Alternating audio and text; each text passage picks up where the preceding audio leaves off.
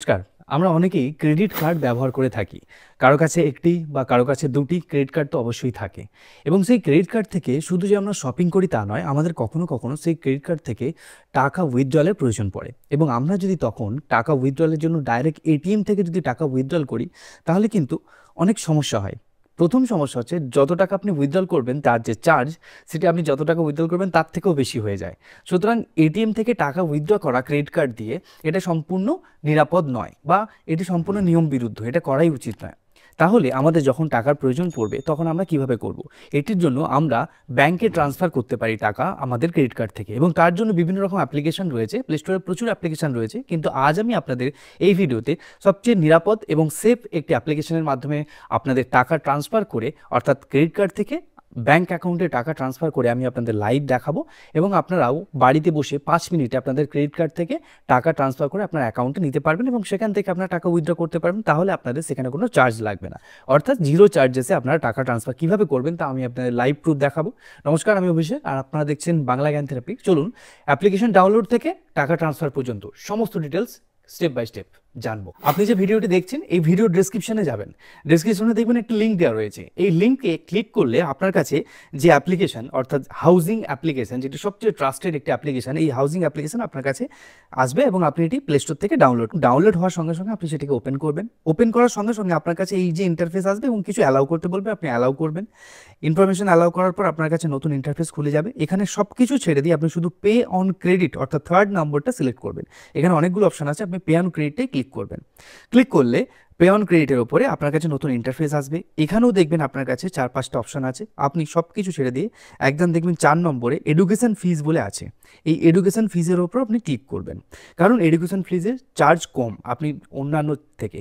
এবং এখানে কিছু টার্মস অ্যান্ড কন্ডিশন আছে, সেটিকে আপনি পড়ে সেটাকে আন্ডারস্টুড, অর্থাৎ রিড অ্যান্ড আন্ডারস্টুড করবেন। করলে আপনার কাছে এখানে কত অ্যামাউন্ট আপনি টাকা ট্রান্সফার করতে চাইছেন, সেই অ্যামাউন্টটা আপনার কাছে এখানে জানতে চাওয়া হবে। আপনি এখানে র্যান্ডামলি আপনার প্রয়োজন মতন অ্যামাউন্ট বসাতে পারেন। আমি এখানে র্যান্ডামলি আমার 15,000 টাকা আমি বসালাম। আপনি যা খুশি এখানে পুট করতে পারেন, 2,000, 5,000 আপনার প্রয়োজন মতো আপনি অ্যামাউন্ট করতে পারেন। নিচে ক্লিক বাটন আছে, করে আপনি এখানে কন্টিনিউ করবেন। যখনই আপনি ক্লিক করে কন্টিনিউ করবেন, আপনার কাছে আপনার ব্যাংকের ডিটেলস চাইবে, অর্থাৎ আপনি কোন ব্যাংকে টাকাটা ট্রান্সফার করতে চাইছেন সেই ব্যাংকের ডিটেলস আপনার কাছে এখানে চাওয়া হবে। আপনি আপনার যে ব্যাংকের ডিটেলস, আমি তো এখানে আমার ব্যাংকের ডিটেলস আমি পরপর দিয়ে দিচ্ছি। আপনি এখানে ব্যাংকের ডিটেলস বা ইউপিআই আইডি দিতে পারেন। আপনার যদি ইউপিআই আইডি থাকে, ডাইরেক্ট আপনি ইউপিআইয়ের মাধ্যমে ট্রান্সফার করতে পারেন। দেখুন, আমি আমার এখানে ব্যাংকের ডিটেলস আমি এখানে পরপর, প্রথমে দেখুন ব্যাংকের অ্যাকাউন্ট নম্বর চেয়েছে, আমি এখানে ব্যাংকের অ্যাকাউন্ট নম্বর দিয়ে দেবো 2বার। তারপরে স্টেপে তারপরে আইএফএসসি কোড চেয়েছে, আইএফএসসি কোড দিয়ে আমি দিয়ে দেবো। আপনার ব্যাংকের আইএফএসসি কোড আপনি দেবেন, এবং এখানে বলেছে রিসিপশনের নেম, অর্থাৎ যে রিসিভ করবে টাকাটি তার নাম, অর্থাৎ ব্যাংক অ্যাকাউন্ট যার নামে, সেই টাকাটি যার নামে ঢুকবে সেই তার নাম এখানে দিতে বলেছে। এখানে আমি আমার নাম দিয়ে দেবো। দিয়ে দেখুন এখানে নিচে একদম নিচে চলে আসবেন। নিচে চলে আসার পর দেখবেন কন্টিনিউতে আপনি ক্লিক করবেন। কন্টিনিউতে ক্লিক করলে আপনার কাছে তখন নেক্সট পেজ খুলে যাবে। যখনই আপনি কন্টিনিউতে ক্লিক করবেন, আপনার কাছে আবার পরের স্টেপ ওপেন হয়ে যাবে। আপনার যে মোবাইল নাম্বারটি সেটি ভেরিফিকেশন হবে, এবং ভেরিফিকেশন হওয়ার পর আপনার নাম্বারে একটি ওটিপি আসবে। ওটিপির মাধ্যমে আপনার এখানে যে মোবাইল নাম্বারটি আপনি এখানে পুট করেছেন, সেই মোবাইল নাম্বার, অর্থাৎ আপনার ব্যাংকের সঙ্গে যে মোবাইল নাম্বারটি কানেক্ট আছে, সেই মোবাইল নাম্বার অটোমেটিক এখানে আপডেট হয়ে গিয়ে আপনার কাছে ওটিপি আসবে, এবং ওটিপির পর আপনার এখানে নাম দেখিয়ে দেবে। এবং আপনাকে নিচে ভালো করে গুরুত্ব সহকারে দেখবেন, এখানে হ্যাভ অ্যান ইনভাইট কোড আপনাকে চাওয়া হবে। এই ইনভাইট কোড আপনি অবশ্যই দেবেন। এই ইনভাইট কোডটি আপনি এখানে দেবেন DEAL15, যেটি আপনি স্ক্রিনে দেখতে পাবেন, এবং আমার ডেসক্রিপশন বক্সেও দেওয়া রয়েছে।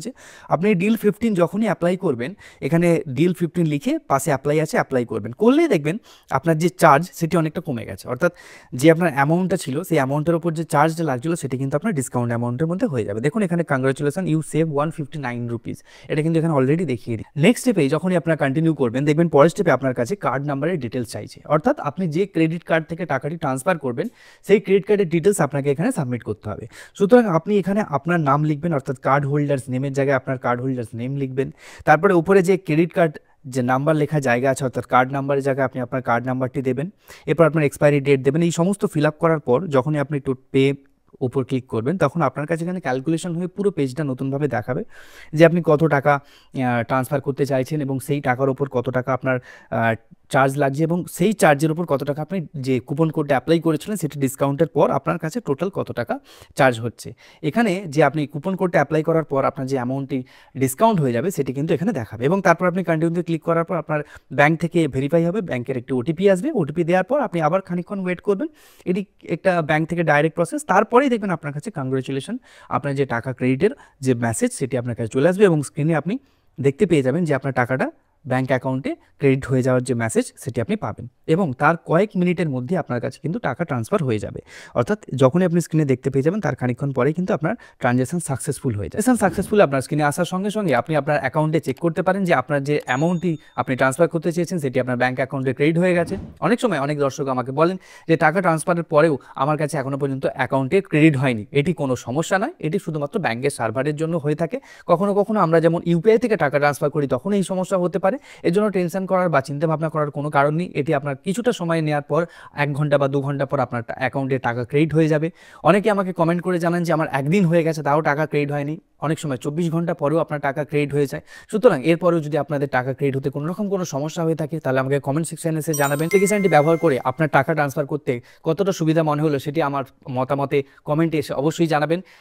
ডেসক্রিপশনে লিঙ্ক দেওয়া রয়েছে অ্যাপ্লিকেশনের এবং কুপন কোড অ্যাপ্লাই করতে ভুলবেন না DEAL15, যার ডেসক্রিপশনে দেওয়া রয়েছে। ফিরছি পরের সপ্তাহে এইরকমই গুরুত্বপূর্ণ ভিডিও নোটিফিকেশন নিয়ে। ততক্ষণ পর্যন্ত সুস্থ থাকুন, ভালো থাকুন, দেখতে থাকুন বাংলায়।